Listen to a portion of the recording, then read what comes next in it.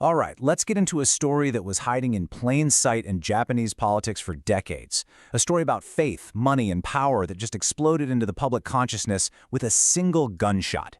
This is about how a religious group became the motive for the assassination of a world leader.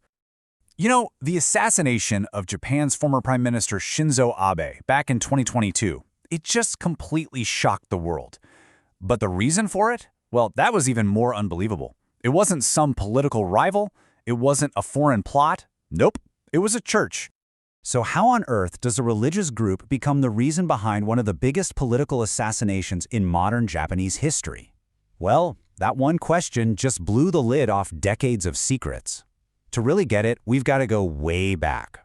Let's start at the beginning. Okay, so picture this. It's post-war Korea and Japan. Everything's in flux, right? There's this massive cloud of Cold War paranoia hanging over everything, and people are just desperately looking for something to believe in. It was, you could say, the perfect storm for a new movement to rise up. So the Unification Church gets its start in South Korea, founded by this guy Sun Myung-moon. And it doesn't take long for it to jump over to Japan. Its secret weapon, a really, really strong anti-communist message. Now think about it. For Japan's conservative leaders who were deep in the Cold War fight, this was music to their ears. Here was an ally. By '68, the church even had its own political wing called Shokyo Rengo, basically ready to go to battle in this ideological war. Now this is absolutely key to understanding everything that follows. At the very core of the church's beliefs is this idea of indemnity. Basically, the thinking goes like this. Humanity messed up, and to get back in God's good graces, you have to pay for those past sins. And not just with prayers. Oh no.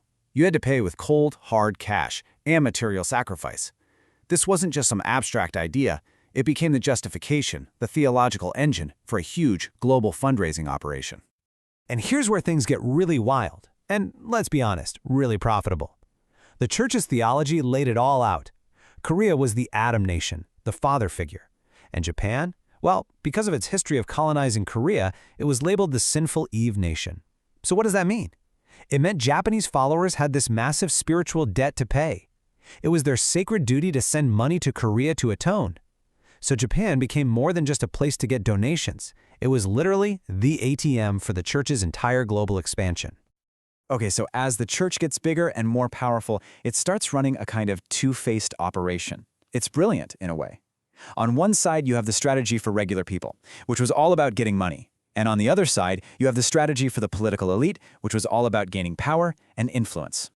This first track became infamous for something called spiritual sales. And here's the playbook. Recruiters would find people who were going through a tough time, maybe sick or just had bad luck. They'd tell them, hey, your problems are because of your angry ancestors. And the only way to fix it, you guessed it, buy these super, super expensive vases or seals. We're talking prices that would just drain your life savings, force you to take out loans, and in many cases, it completely destroyed families. And this number right here, 100 million yen, that's about $700,000. This is the heart of the story. This is the amount of money the assassin's mother gave to the church. It's the donation that bankrupted his family, that shattered his hopes for the future, and planted this seed of resentment that just grew and grew for decades, until it finally exploded. So while all this is happening on the ground, families being ruined, the church is playing a totally different game up in the halls of power. For Japan's ruling party, the LDP, the church offered something they couldn't refuse: an army of volunteers for their campaigns, all for free.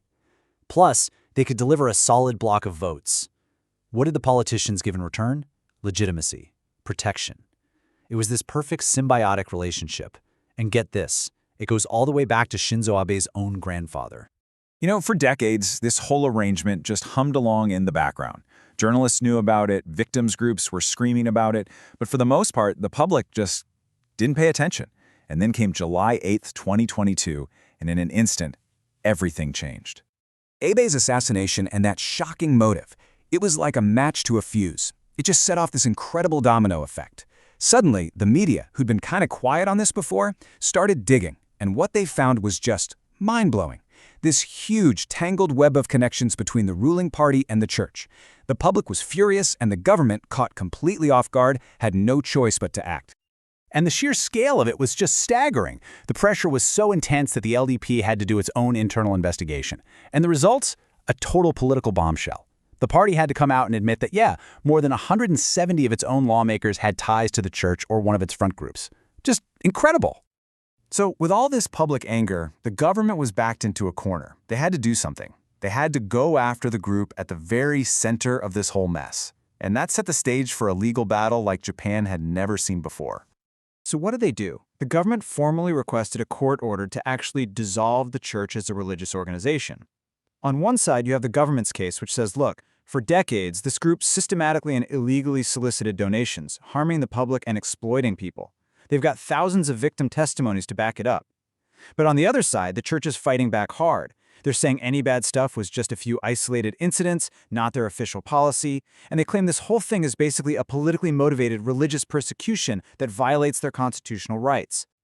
Now, this is a really important point to get. The government isn't trying to make their beliefs illegal. No one is saying members can't practice their faith. What they are trying to do is strip the organization of its special legal status as a religious corporation. And why does that matter? Well, it's a huge deal. It would mean losing all their tax breaks and would make it way, way harder for them to raise those massive donations. So in the end, this horrible, tragic event has forced an entire nation to grapple with a question that honestly has no easy answer. And it's a question that goes way beyond Japan's borders, right? Where is the line between religious freedom and protecting the public from harm? When does a belief system cross over and become a tool for exploitation? Whatever Japan decides, you can be sure the rest of the world is going to be watching very, very closely.